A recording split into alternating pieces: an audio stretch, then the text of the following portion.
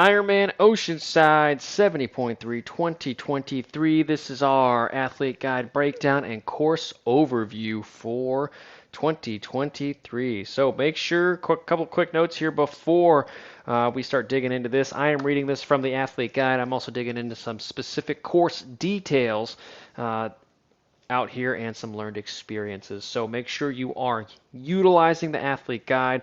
Realizing things may change leading up to the event. So that's why you go to those athlete briefings. That's why you ask the volunteers questions when you check in, and you do not just show up having just no information or anything. Make sure you are actively being an active participant for this race. It's one of the most fun events on the circuit, and this year is going to be no different. It is a star-studded cast of characters that will be showing up to this event, specifically from the pro field, at least as of this recording. So it's going to be a fun time. Let's dig into it. This is the event schedule Thursday, March 30th.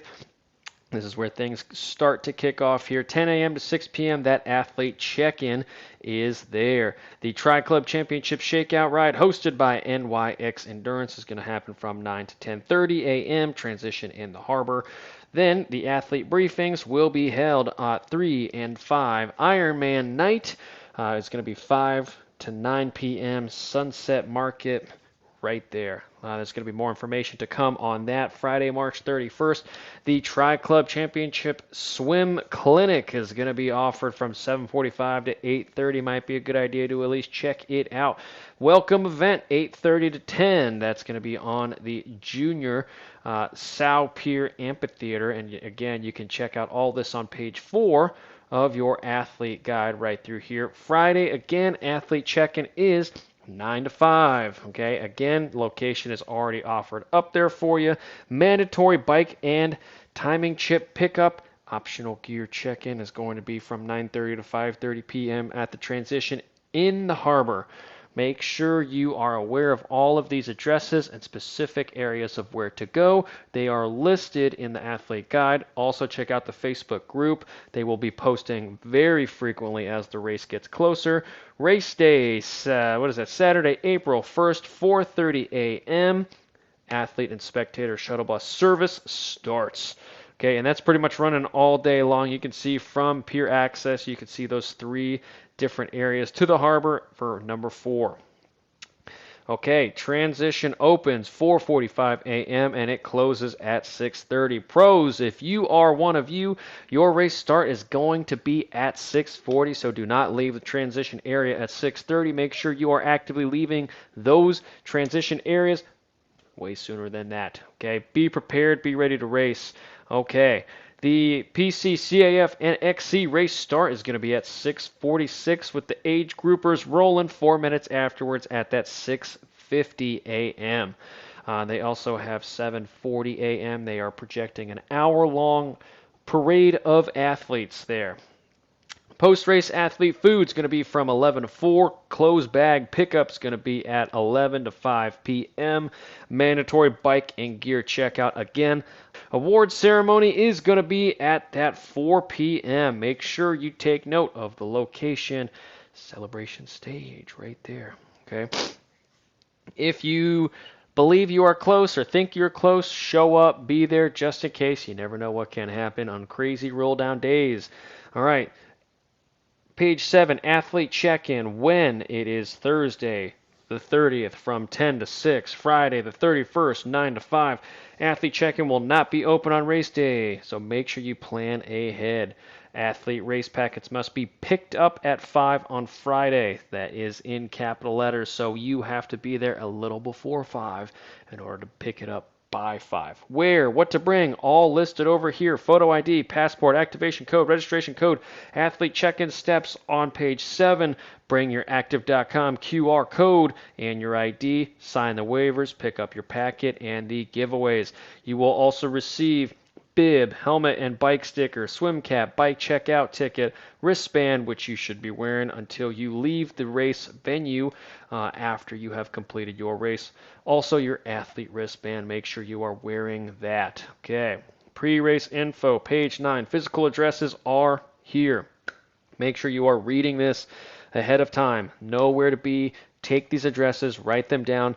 Be aware of where everything is on race week. Okay. Mandatory athlete briefings. I highly suggest that you at least ask a volunteer if anything has changed to the best of your not or their knowledge, and that way you can actively know what is happening on race day if anything has changed. Okay. Mandatory bike check-in is on Friday, March 31st from 9 to 5:30 or 9:30 to 5:30 in the transition in the harbor. Bring your gear into the transition. You may bring your gear into transition in a race morning, or you can check your gear with your bike. All bikes, including professional athletes' bikes, must be checked in on Friday and left overnight. Full bike covers are not allowed. And let's dig into the morning clothes. Ironman Village information. You will receive morning clothes bags in your athlete check-in. Make sure you use those for this race. You are going to need it. Parking and shuttle information, page 10 of your athlete guide.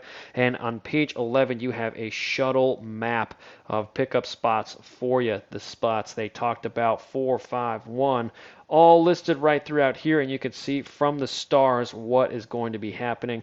This race provides you a nice little breakdown of where the gear pickup is happening right through here. Transition, swim start happening right through here. Very, very convenient. Most races do not do that. So shout out to you guys. Ironman Oceanside 70.3. All right, Ironman Village / post race morning clothes bag pickup. Right here, that is where it's going to be. Athlete check-in, medical, that kind of stuff. Right next to the finish line, right here. So after you finish, make sure you head over to pick up your stuff after you've dropped it off. Okay, race day info, page 13. Race morning procedure, transition opens at that 4:45, closes at 6:30 a.m. Morning clothes drop-off, right here. You have a couple different areas where you can drop them off. They're all going to be picked up at the same spot, but you have a couple different options of where you can drop them off. Okay.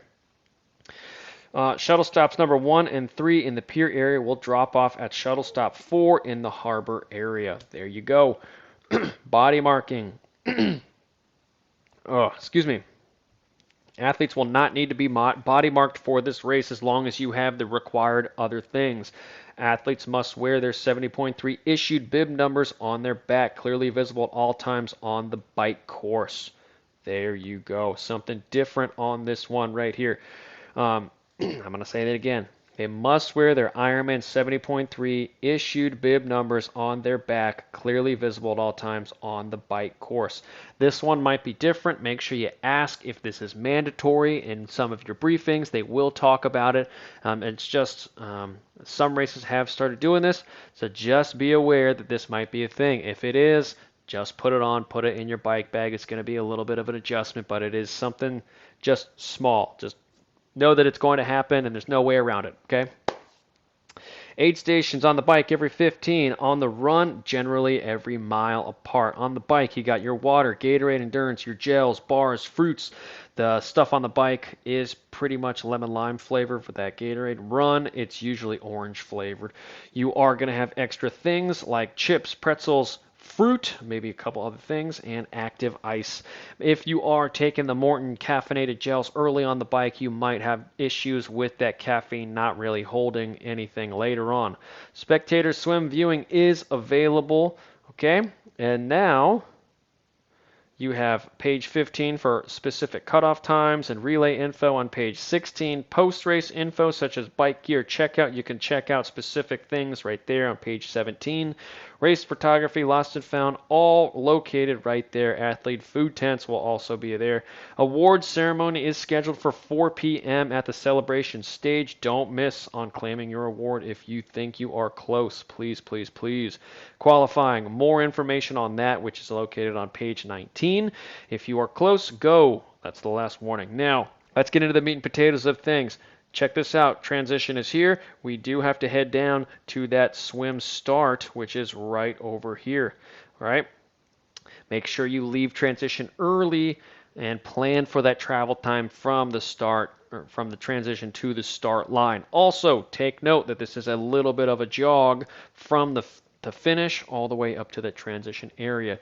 Do not totally blow your legs out when you are getting out of the swim. You want to be moving, okay? But if you find yourself sprinting at any point, that is probably not what you want. Professionals, if you are getting out of the swim and you are 5-10 seconds behind the group in front of you, that's an instance where it is potentially okay to get a little bit of effort, have a faster transition time than those other guys that are ahead of you, and come out with them. It's an easy spot to just leapfrog a lot of people. So for pros, it's going to be a little different than for age groupers.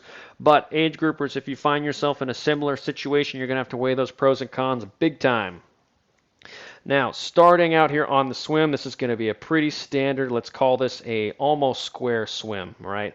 You have a one loop swim here. This first section right here, it's going to be fast, but for no reason for this first little section here. Find the toes, don't let people escape is going to be your main objective during this section right here. If you find yourself leading at any point, back down or swim your pace unless you're a super fast, really conditioned swimmer. If that is not you, back off during this section. If you do find yourself during the front and you are strong, find your pace, find your routine, your I'm trying to find the word, your rhythm, there we go, and simply hold that. Your rhythm is not your 100-meter pace, okay? Back it down. Let's get realistic here. After you make this first turn, it's going to be a battle here pretty much no matter where you are. There's going to be people coming up on you. There's going to be people riding you. There's going to be people coming in front that are off to the side. It's just going to be a mess on this first corner right here. Just get through it. Don't spend too much time there. Turn. You might have more success on this one if you just turn and then decide to sight after 4 or 5 strokes afterwards. It is on the map here. It is a little bit tighter than a right-hand angle. So just be aware of that. If you do have any concept of body awareness, you should be able to turn right no problem out there. So these first 3 or 4 strokes are purely to get you out of the riffraff right in there. Head up, take a look at where you're going, and then recorrect. Okay? Things are going to start to unwind a little bit. You're going to find yourself in some packs, probably about, let's call it a third of the way through this next straight section right through here, okay? Sun will be coming from this side, so right-handed breathers, watch out, all right? You will be breathing directly into the sun, so if you do want to breathe to the left-hand side, that might be a little bit easier for you. You might be battling some other let's call it currents, but probably some top current, some wind if it does exist. That's going to be existing right through there. It's going to make it a little harder. So if you did want to counteract that, maybe you breathe to the left and the right, just alternating. Pace is going to be really important through here. If you can find a group to pull you through here, that's going to be the bread and butter right here that's really going to put you over the edge, okay? Now, coming up over here, things are going to be a lot more spread out regardless if you're a professional or an age grouper. But when you do make this right-hand turn, this is going to be where you are going to be able to put some separation out on people right here. And these 2 sections right here are largely it. Okay, that is going to be where the swim is happening and where you are going to be able to actively put down the pedal right here. After this last turn right here, I'm not saying the swim is totally over, right? But after you get to this probably last sighting buoy right through here, you do need to think about, backing things down, getting ready for the bike, kicking your legs a little bit more, and just overall getting ready to get out of the water. So when you do make this, let's call it third to last turn right through here, right-hand turn, again, same practices down here. Don't worry about getting the specifics of right away. It's a right turn. You can do it. You've done it your whole life. Okay? Swim, right-hand turn, and you're going to actively take 3, 4, 5, 10 strokes before you sight because you are a human that can turn right, I believe. Okay? After that point, if you did want to do a sighting breath behind you, believe it or not, you will be able to see what the pack is looking like behind you. Right here, once you pass this buoy, you'll be able to see what's going on if you've put some separation between people. If you've noticed there is a massive group behind you, probably worth just slotting back and allowing yourself to kind of get absorbed by the group so you can have some benefit and you're not out here alone. If it's a group of 3 or 4 people, I would suggest you stay with those 3 or 4 people throughout this whole section right through here. This is going to be a section that is going to allow you to really overdo it if you're not careful. This is going to be an area where you have to be aware of who you are as a triathlete and a swimmer, more importantly. Last or second to last turn right here is a softer turn, so you're going to have to sight a little bit more right through here, believe it or not. It's going to be a little more challenging for most people. You're going to find a lot of people go wide here or really cut it narrow. Very few people are right on course, right on time. So that's a easy time save advantage to hop 4 or 5 people right there with very minimal effort if you are just being self-aware in the water.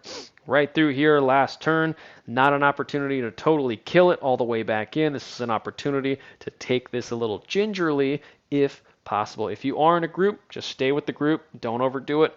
If you do fall back 1 or 2 places in your group, that's not the end of the world either, believe it or not. So get out of the water right with everybody, right? And again, make sure your legs are ready to work when you are out of the water. So this whole section right here, you might benefit from doing some overkick intervals. Right, so you get out. It is a ginger. It's probably a little longer than you want it to be. Best way of describing it. And then you are into the transition area and out onto the bike. So let's scroll down here. Page 22 on the athlete guide here is more specific swim course information like rules and wetsuit policies, that kind of thing. Page 26 talks about the bike course. All right, it is a 1-loop bike course out in beautiful Oceanside, California. You could see that this is the transition area right through here. This is the start and the finish. We zigzag through here before veering left out on course. Then we do an out and a back section through there. And then we make a clockwise loop all the way down the road. Now, this is what they have forecasted for this course over here. Quick head on over to the best bike split, one of my favorite things. You got 24:15 for total elevation gain.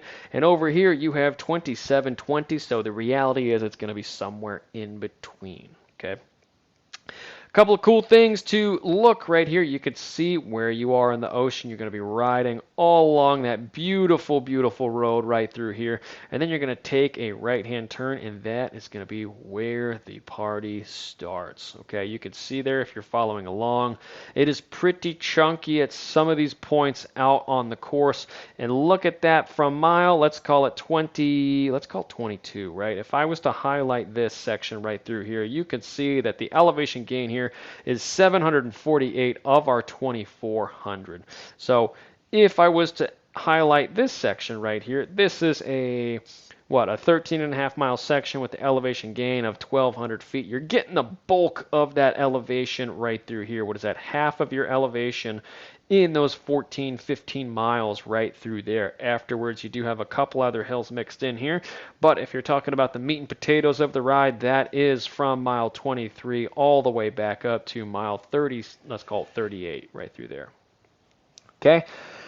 Now, let's talk about how to attack this hill. So, we have set up a best bike split situation right here with an athlete who is coming in at 221 with an FTP of, I believe, around 340, I believe is that FTP. Let's back things up to the power plan so we can dish about where you can come up with specific time saves on this course, and it's very busy here, so I'm going to get rid of your speed, and we have power right through here, which are these blocks that are highlighted right here. This blue line is elevation. I'm going to leave that for the time being, but something you will notice, we're going to start out at about 290, go to 260, and that's pretty much the plan for a while, right, until you get almost to San Clemente down there, down right here. Next up, after we go to the meat and potatoes, you can see that we're going to have periods of a lot of effort. So let's call it 320 is this athlete's hill climbing power right through here. 320, we also have a 3 and 3, let's call it 3 into 320. That is the area to which this athlete is going to be spending most of his time riding up these hills. And then once you go back and you do have another couple of sharp efforts through here, then we're going to go back to this 275, which we were around coming out and riding along the coast through here. Now I'm going to go over the course right here, and you can see here if you look at the bottom right hand of my profile right through here where my cursor is, you'll see a wind pattern that's moving around, right? And you can see for the first good little chunk here, It's pretty much headwind. Headwind, headwind, headwind. And the reason for that is when we switch over to weather, right? The wind is not currently forecasted to go very fast, right? It does pick up, and we're talking a mile an hour, so this is perfect race day scenarios. The reality is this is not going to be it. It's just not. It is not going to be it. Typically what happens is you do have a little cross breeze right through here. It is true that this is going to be a lower wind profile, at least traditionally, and then when you start to go up, there is some more wind and crosswinds associated with it. But in reality, this is what you're going to get. Okay, so now let's look at our time analysis here, and let's go up to the power, and let's see if we, just to over-exaggerate it for you, let's say we raise our power by 5%. That's probably a little too hard, but let's say we went 5% harder. You can see that the major time saves through here are an 11.8 second savings from mile, let's call it 17 to 22, 21. And then again, you have a 18-second gain right here at mile 40, let's call it 45 through 52. 253 right through there. So those are going to be the best areas for you to save. And you can also see 5% more is going to net gain you 3 minutes out on this course. So it's going to be up to you if you want to do something like this. I just will recommend, it might not be totally worth it in the whole grand scheme of things. You might want to think about attacking here and here, right? Because that's 18, and then you have another 12 seconds right through there. That's easy, easy money right through there. Downhill section as well, so your speed is going to be higher. Again, if you wanted to attack in a couple other places, you would do it right out of the gate, which might not be the most beneficial. Or, of course, coming up this big hill, you're going to save about 8-9 seconds, but I will caution you that everybody's going to be doing that. So in reality, if you're a professional, you're going to be having to make hard decisions on this big, big hill, probably right around mile 34. Okay, regardless of if you're in the lead, if you're in the chase group, or if you're just holding on to anything, Another big, big area here. Let's go back out, get out of this. Mile, I clicked the wrong button. Mile 30 right through here when we have this bigger uphill, right? It's very, very aggressive right through here. This is going to be another hard area where you have to choose what's going on for you. You could see here we have about a 7%, and that goes up to very, very steep, 16%, but that only lasts for a little bit. And you're going to have, after that, you're going to have a lot of 4s, some 5s, and this whole section right through here, you have 1.5, and it climbs up to 2, 2.5 in some cases, but really up until about mile 36, that's when the real party starts, and you do pop up to 7, you pop up to 9. But again, if you look at that right through here, through 36.6, right? We're at 36.6, and we climb all the way to the top of that hill. We're at 37.1. So you're talking really, let's call it half, maybe 3/4 of a mile, where it's going to be really, really hard. And at 3/4 of a mile, 37 miles, and you have one more big hill there, but that's not super serious, right? It is going to be probably harder than you want it to be, but not super serious. You have a good bit of racing left to do here, and also one other climb left in between. This climb is going to be probably the deciding factor between a lot of the professionals, right? A lot of the main front runners. If it hasn't already been decided, that's typically where it does happen, right through there. And then in the reality, you got 42 to 52.5 is going to be a net downhill. You're going to be working at this portion of the race, but it's just not going to be as hard as most areas. The speed will have to be high here for sure before you climb up again, but again, that's like 2.5%. Main battle is going to be other people and wind throughout that area before you climb back down or drop all the way back down to your race finish, which is right there in Oceanside. Okay. And that is a easy breakdown of what's going to be happening if we have specific things that we're going to work on for you as a coached athlete. I will be reaching out to you individually, and I'll talk about how you can specifically get through according to who you are and your abilities. Weather and yaw angles, you can of course check those out. Major, again, this is a zero winded forecast for probably the first half, which is not super, realistic. But again, play around with some of these time analysis. Let's say this athlete was to drop a couple pounds here. Again, you would really only save about 20 seconds from that modeled, 178, I think they were at, 178, and you drop, let's say you drop 3 pounds, you're going to save 23 seconds at least modeled. But if you're already at your limit, you're probably coming in at too late of a period to drop that much weight that fast. Okay, so that's something that we should have been working on earlier on if you were going to be targeting that. Now, that is pretty much the bike course in a nutshell. Last major thing that we have to talk about is fueling on here. There are 3 major aid stations. Number 1, number 2, and number 3. The first one coming right after mile 15. If we go back to our profile, that's right in here. Okay, it's probably right almost at the top of this hill, and that's going to be where the aid station is, and you're cruising at about 1.5% incline for a little while. Then there's an aid station. Speed's not going to be super fast, or typically isn't. Do not skip this aid station. Please, please, please do not skip that aid station. Next one that we need to be aware of is this one all the way at the top right through here. So ideally, we're realistically looking at this area right through here. Okay, again, I would consider this one as an essential stop. This first one more so if you do get some seawater in your mouth, you can kind of limit the damage as best you can in the transition area. And on that first one right here, just to continue it, you're going to pay for it later on, but you can kind of limit it a little bit through some strategies that I'll let you know on an individual basis later. And then this third aid station right at mile 45 back through here. Again, speeds are probably going to be a little higher on this one, so you're going to have to be aware of what's happening around you. Again, it's going to be happening about right through there, probably where that nice little blip is, right for you. But again, speeds are going to be high here. Make sure you're aware of what's happening. Make sure you know what you need beforehand, because it will be over before you know it. Okay. All right, so that is the bike. You can have specific turn-by-turns. Make sure you check out the full gas bike course. Make sure athletes who exceed 25 miles per hour while on this speed limit zone will be in violation of Article 2, blah, blah, blah, blah.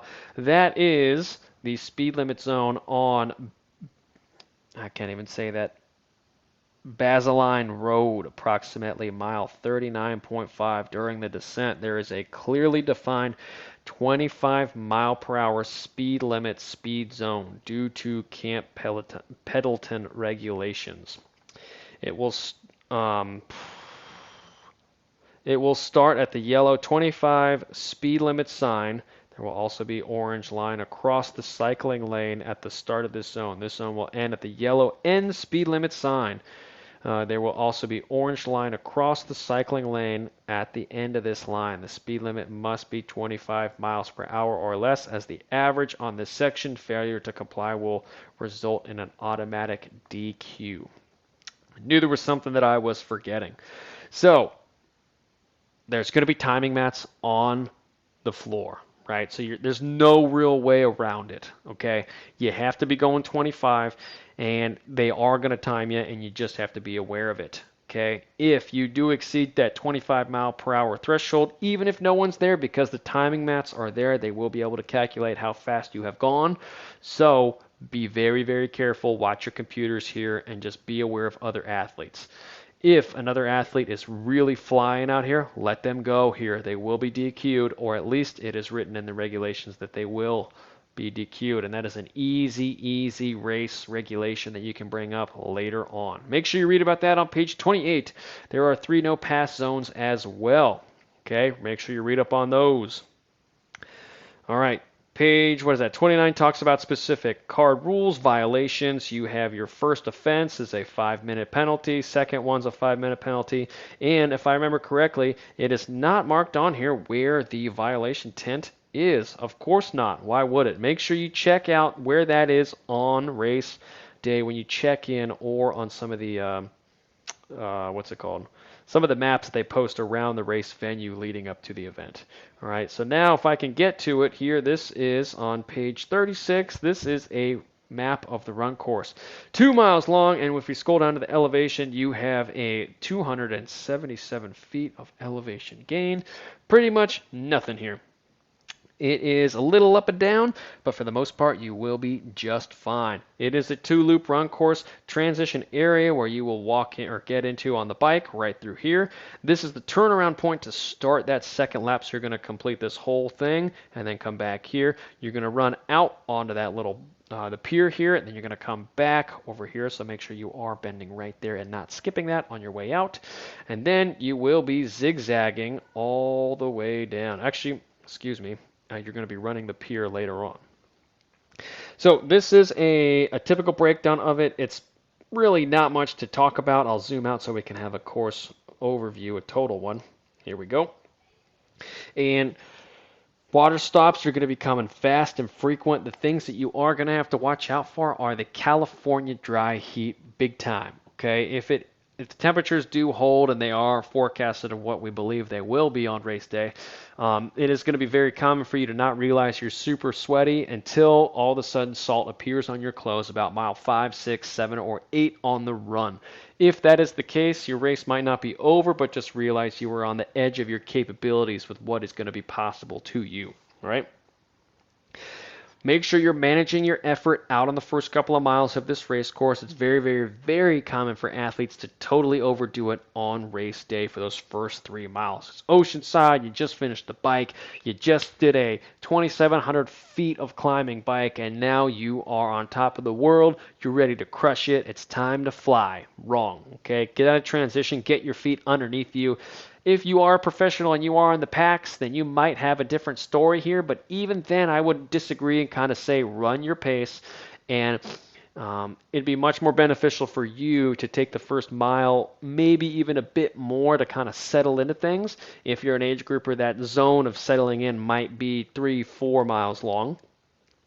But once you kind of find your legs, find your zone, manage your heart rate, get fueled up again, cool yourself off, then it's going to be go time. This is going to be a race where the water is going to be very, very essential for you, not only to drink, but to cover your body with, to keep you cool. Use the Gatorade Endurance to help fuel you.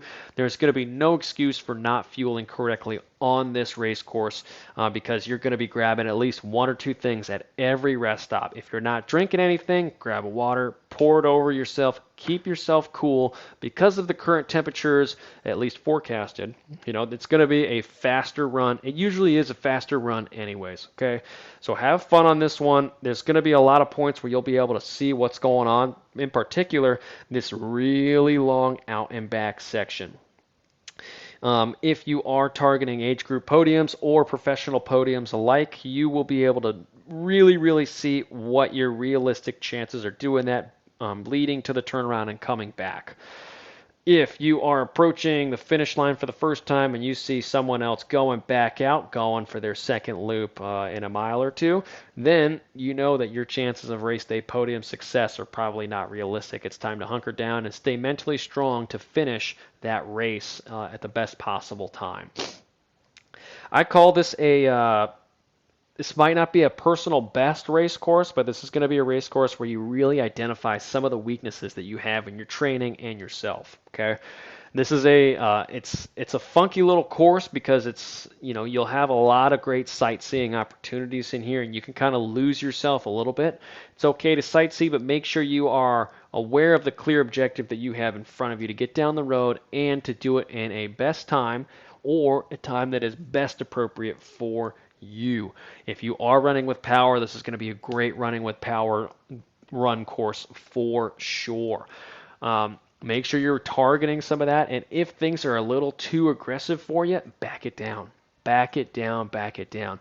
Make sure you're going through your checklists. Make sure you are actively going and checking things down and saying, hey, I'm cramping up. What's going on? Do I have salt on my body? How much calories have I had? what's my nutrition been like, what's my hydration like, and just going down and seeing what you haven't done or what you have done and kind of reverse engineering things to have race day success for you, okay? If you are chasing podiums, then even still, right? Let's go down to the course profile so we can talk about it a little differently.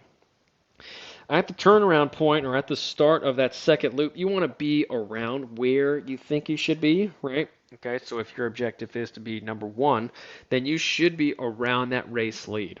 Okay, coming out, if there are 2 or 3 people ahead of you by 1, 2, maybe 4 minutes ahead of you, do not panic. Okay, do not force things. Do not actively say, I have to catch up to them now. If you do that, that is an easy mistake because they could be going easy. They could be getting their legs underneath them, and meanwhile, you're coming out of transition, just blowing the doors off of things, catching them in the first 3 miles. They're ready to go, and you've done 3 miles of really, really aggressive work, and you have 10 more to go. Okay, that's not what you're going to want to do. You're going to want to ease into things, and by mile 2, you're going to want to be going race pace. Watch your power, watch your heart rate. If your heart rate starts to climb with that similar power or pace, whatever you're using, go back and say, what is going on with me? Do not try to muscle through in those first couple of miles. Last couple of miles, different story. You can muscle through. Don't muscle through for these first couple of miles because when you make that turnaround, you're going to blow up. Guaranteed. Guaranteed. Something about the turnaround here. And that is the run course. We have run course rules on page 38, and then we have a bunch of ads after that. Okay, overall rules you can read on page 40, and the list goes on and on and on. So that is Ironman Oceanside 70.3 2023 in a nutshell for you. Again, make sure you go to the athlete guide. Make sure you're actively aware of what's happening before race day and on race day. It's going to be a really, really fun day. In my experience, it's usually a crowded day, so be aware of not only what you're doing, but what others are doing around you to avoid some of those race day disasters on course, okay? Have a great day. I'll be talking to individual coached athletes on a one-on-one basis leading up to their race, but everybody else have a great race, and if you have any questions about it, reach out to me and I'll be happy to help.